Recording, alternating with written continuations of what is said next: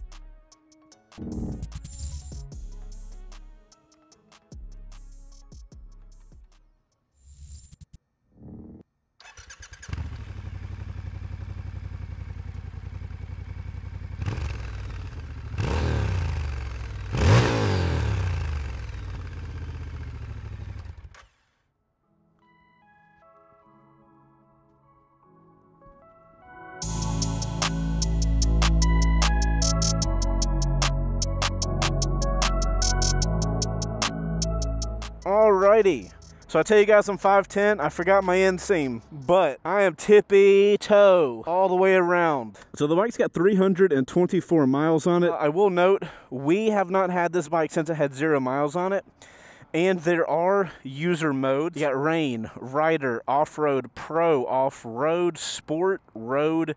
We're gonna start in rain, we'll work our way down. I'm not gonna do the off-road modes. All right, let's get it going. Yeah, this is a really tall bike, guys. Keep that in mind.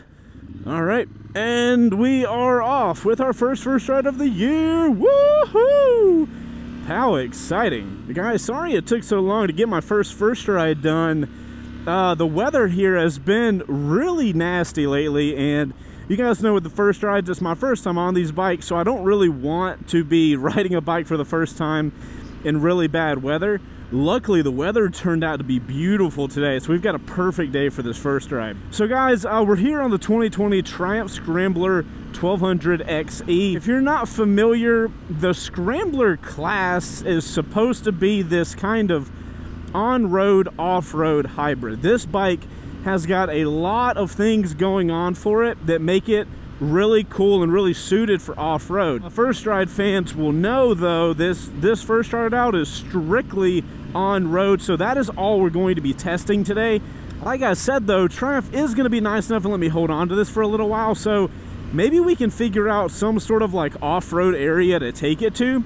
If you guys are in the North Georgia area and you got any recommendations of where we should take this bike to test out the off-road, I'd be willing to do it, and I think Triumph would be down for me trying it out. But anyway, onto the bike. Let's touch on body position. Right now, my back is straight upright, and my arms are actually pretty straightforward. They're not hung down much at all. It's a very relaxed body position, but I would imagine if it's set up to where if I wanted to stand up, yep, I can. I can very easily stand up on the bike. My arms are still relaxed and I can hold on to it. I will say the bike's a little wide by where my seat is, so my legs are having to kind of hold the seat. I don't know if that's good or bad, you know, for off-road use, but handlebars very high up. Seat's also pretty comfortable. Let's see what the engine braking is like. Pretty smooth on the engine braking. Something interesting also is this bike only revs to 7,000. You know, it's pretty low for motorcycles, but it is a parallel twin, so we're looking at more of a low revving kind of torquey machine. Speaking of torque, this bike is very interesting at how the power is. It has almost as much torque as it has horsepower, which is pretty strange for a motorcycle. If I remember correctly, torque is looking at 81 foot-pounds, where horsepower is looking at 89. So it's very rare that you see almost a 1-for-1 for the torque and for the horsepower. You can tell just riding this thing around that it is all the power is built up down low, and it tapers off really quickly. You're gonna be shifting a lot, even if you're in a downtown situation like we need gas. But yeah, like I'm just cruising at 60, and to be in a comfortable spot in the revs, I'm already in 4th gear, you know? Oh, I love that it's asking me to say okay that I need gas. That's hilarious. So rain mode has been pretty smooth. Whenever I get an opportunity, let's see if we can change modes on the fly. Let's go down to road. It's asking me to close throttle. All right, so we're now in a different mode. We're in road mode. We should have more power. Electronics wise, we're looking at ABS. It's got cornering ABS, and that's thanks to the IMU that's inside of it, which is pretty cool. You know, that's some advanced settings. We don't see IMUs in all the motorcycles yet, but we're still in that phase where all the big boy bikes have IMUs. You know, the medium class and the beginner level class, like, we're not seeing IMUs down there yet, but I'm hopeful. I'm hopeful we can start seeing IMUs in more motorcycles. And you know, it's cool to have ABS. It's even cooler to have cornering ABS. So I'm pretty down to watch the transition. All right, so we're in road mode now. We should have a little more power to lay down. So far, this bike has been really torquey down low. It doesn't rev really high, and it's kind of an easy riding motorcycle once you get over the height. That being said, I do realize the height is necessary for the off-road ability for the bike. Whoa, it revs way faster when it's in road mode. Holy crap, that's cool. I thought that was all because of the freaking engine style, but no, that was road mode not letting it rev up. My goodness. That's awesome. That's awesome to see that much of a change. I'm wondering whatever the next mode is, like what else is it going to change? Maybe dial back the ABS or something. So guys, changing lanes here on the road, the bike is I kind of want to use the word sluggish, but sluggish seems like a little too much for what this bike is. It's not sluggish, but it just has a lot of weight behind it, you know, like to get this thing moving in different directions, it's taking a little bit of time. But yeah, to move back and forth in the lane, it does take a little bit of energy, and it takes a little bit of time. What's helpful is the handlebars being up so high. You know, they give you that on top kind of feel, and it helps with the maneuverability of the motorcycle. All right, road mode's doing good. And we got the highway test up here, guys, so I'm going to get this thing into sport mode, which is a fitting name. We'll close the throttle. We're now in sport mode. And I want to show you guys this really cool thing that this bike can do here at the red light. Let's come up to a little quick stop. Suspension's pretty soft. You guys can see how much it's diving in. All right, so menu wise, I love the menus on Triumph. They probably have one of the best menus, but check this thing out. So look, you can cycle through the menu and have different panels. Like, look at that, totally changes it.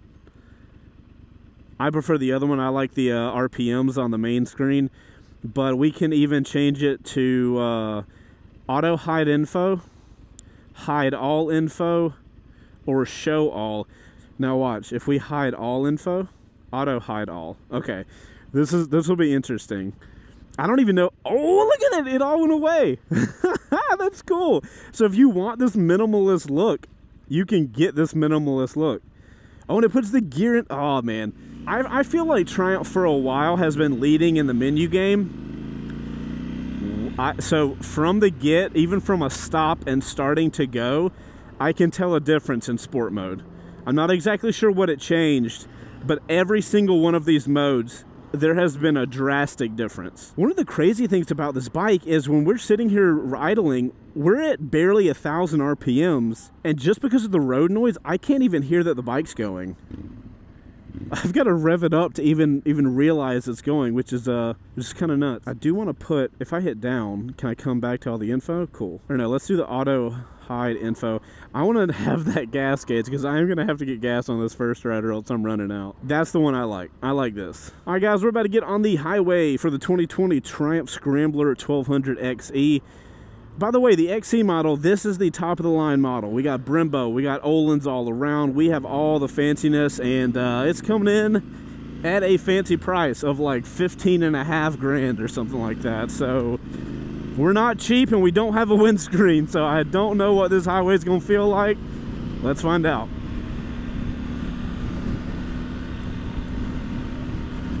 So we're only going 80. But we're getting to the top of 5th gear quickly. How much do we got?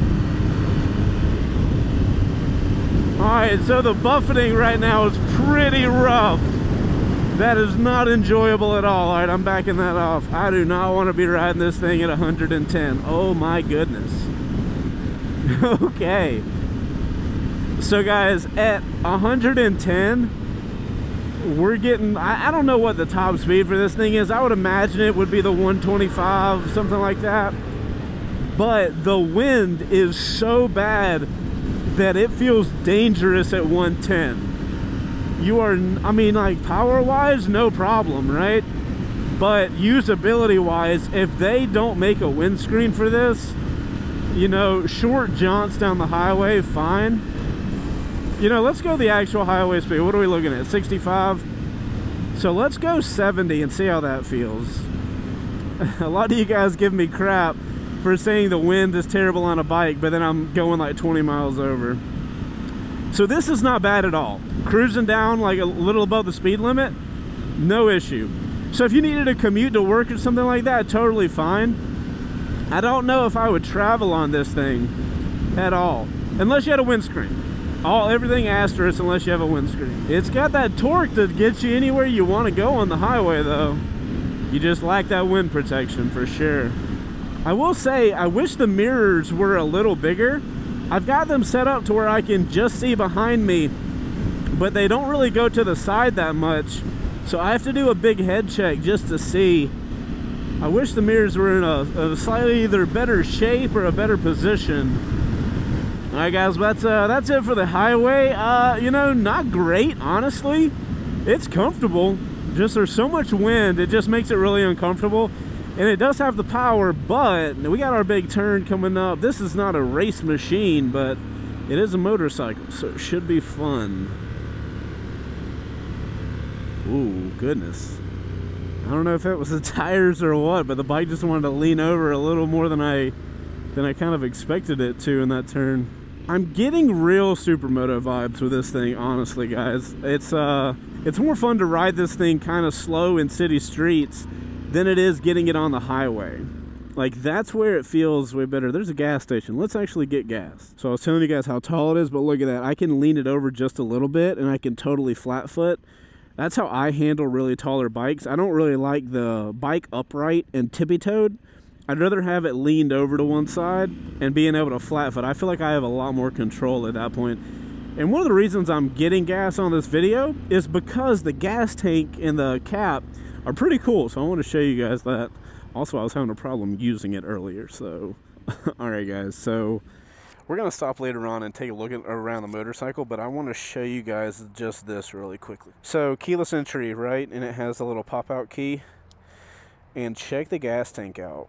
So it just has this little thing, you hit a button and it opens up, and it will just rotate off. So I guess I unlocked it, but what should happen, check it out. If I do that, it'll just freely rotate, which is pretty neat. That's how nobody can get into it. And then if you unlock it, it'll actually rotate off. Oh, cool. Alright, let's get some gas.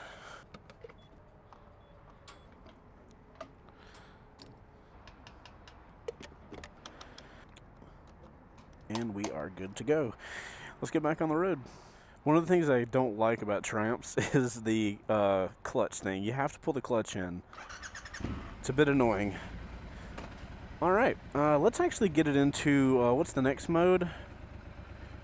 Oh, so we're not gonna do. Oh, this is cool. You get an off-road. It shows you the map, the traction control, and the ABS. Does it do that for all of them? No way. That's cool. We'll put it back in road. Road was fine. Sport is unnecessary. Yeah, I got to give Triumph props. They have been leading the game for a few years now with the panels up here. I'm a huge fan of them ever since I rode around on the I think it was the Street Triple or the Speed Triple. One of those had the newer gauges, the LCD, TFT dash, whatever it was. Ever since then, man, it's like all the other companies are trying for it. Ducati does well as well. That truck looks like it's not going fast enough. Woohoo! Oh, we got that traction control button in the corner, which was cool, and my God, we accelerated up to that speed very quickly. And that's in road mode, not sport mode. That's awesome, man.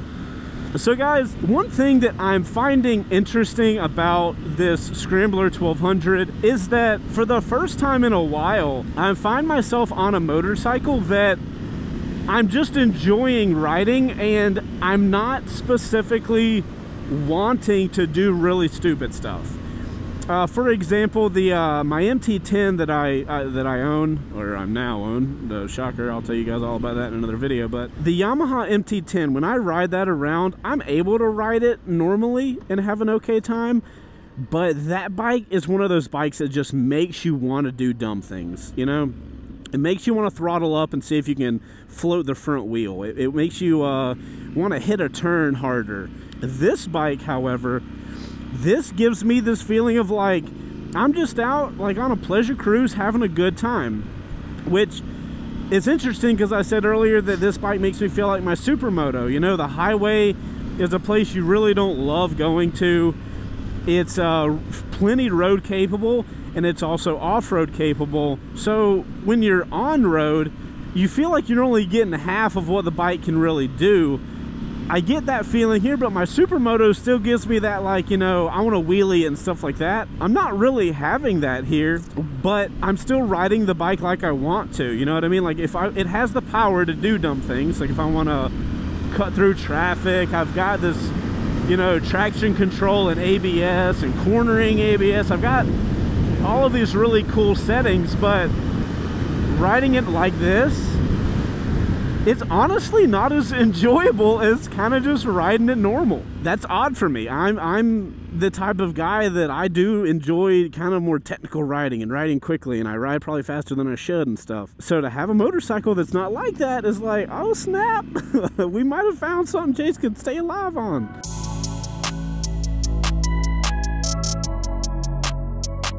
So guys, what do you guys think about the Scrambler in there? I mean, it looks pretty. It's not my style. I think it looks wonderful. Yeah, you gotta look at this footage, Bo. I'm doing the thing justice over here. Doing the Lord's work over here, making this thing look beautiful right now. Like, Chase is tippy-toeing on it, so, like, I I have mean, no choice. It looks really, really good right now. I like the way the top half of it looks. With that parallel twin, I am noticing, you know, I'm sitting here messing with the throttle, and I'm noticing that unless you are super soft with your throttle hand, there is a bit of a hit when the power comes on. So, you know, it doesn't taper in because this thing has got all its power down low.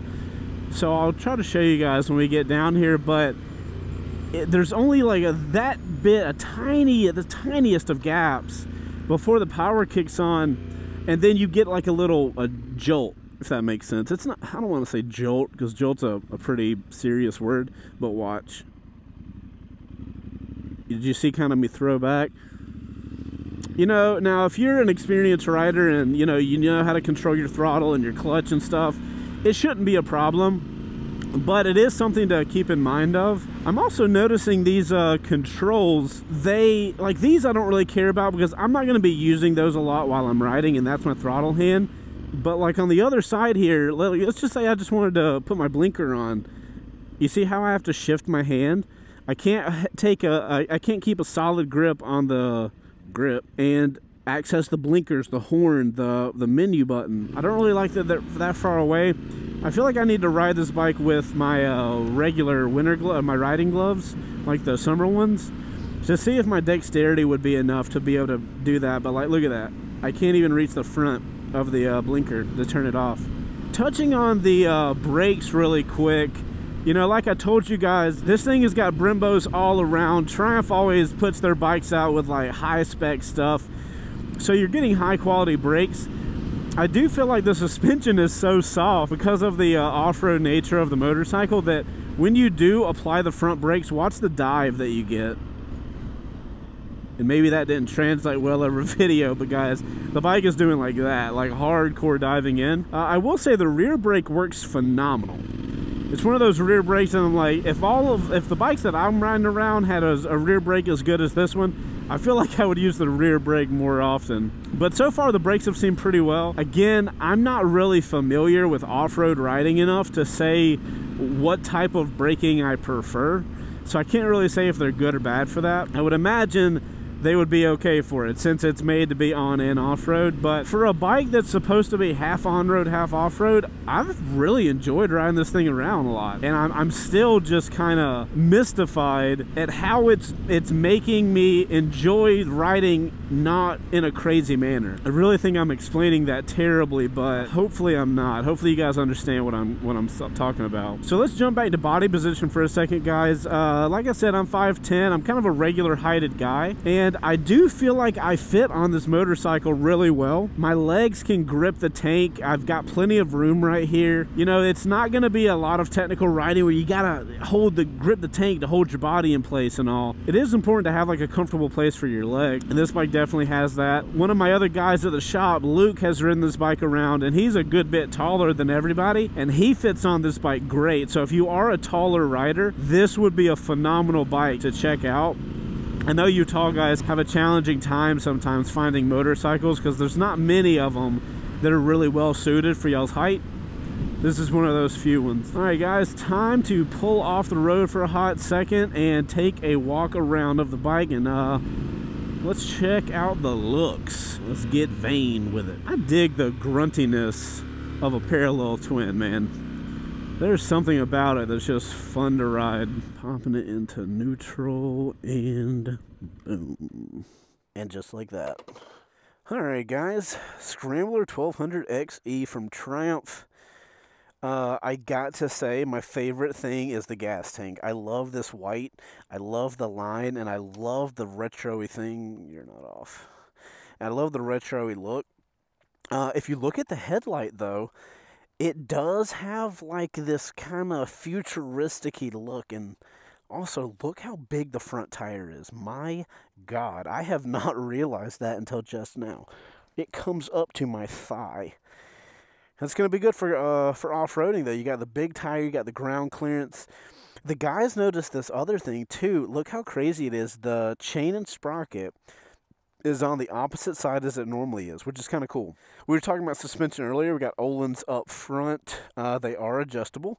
We have Öhlins here in the rear, which is also adjustable. It's going to be a huge help to have adjustable suspension if you're doing off-road. What would be really cool is if it was electronic suspension and when you went into off-road mode, it adjusted. I don't think that's it. No, there's no wires coming from it, so it can't be that, but that would be really freaking cool. I kind of dig the exhaust, you know, just popping out and coming out the side. I will say, riding it around, you can feel the heat here. And when I was standing up on it, guys, this area and this area were where my legs were touching. So my legs can't go from here up. They kind of hold on to this. I can imagine if you're like in the summertime in the desert riding through something, that might get kind of hot. So keep that in mind. Like I said, though, the ground clearance, look how tall this thing is. That is one of the things that helps it out with being good for taller riders, though. There's the Brembos up front I told you guys about, and the Brembos in the back. So that's it. That's the Scrambler 1200 XE, the top of the line, all the fancy goods that Triumph is offering. Let's grab a photo over for the Instagrams. If you guys aren't following us over on Instagram at C2W Pics, why aren't you? Let's make it look super tall. Boom. There we are. You guys go over and check that photo out, and let me know if your first time checking out the Instagram page is from this video. Let me know in the comments of that video, or a photo, whatever it is, content. Alright guys, it is too beautiful of a day to just sit here and look at this motorcycle. Let me know in the comments what you guys think about the bike in general. What do you guys think about the looks? Do you dig this kind of old retro-y look with a couple of modern highlights? Because it seems to be popular these days. You know, a lot of bike manufacturers are making like a new age retro thing, and man, Triumph's the one to do it. They have that retro vibe in their DNA.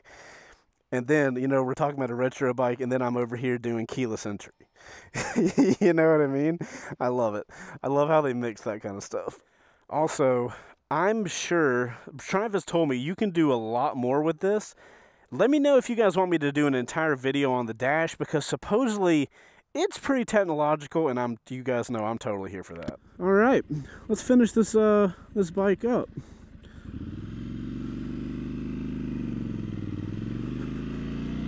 I love the smoothness of a parallel twin, man. It once you get past that very initial bump in the throttle, this engine smooths out so much. It just makes it super enjoyable to ride around. Alright guys, so we're here at the end of the first ride for the Scrambler 1200 XE. You want to break any more before that time? So at this point in the first ride, I kind of like to talk about who I think this bike is for. If you're getting this bike, I would recommend that you do plan on either cruising around town with it or doing some sort of on-road, off-road fun with it. That kind of seems like where it wants to be. You know, it's got these pro off-road modes, and from what I can tell, it is very capable off-road.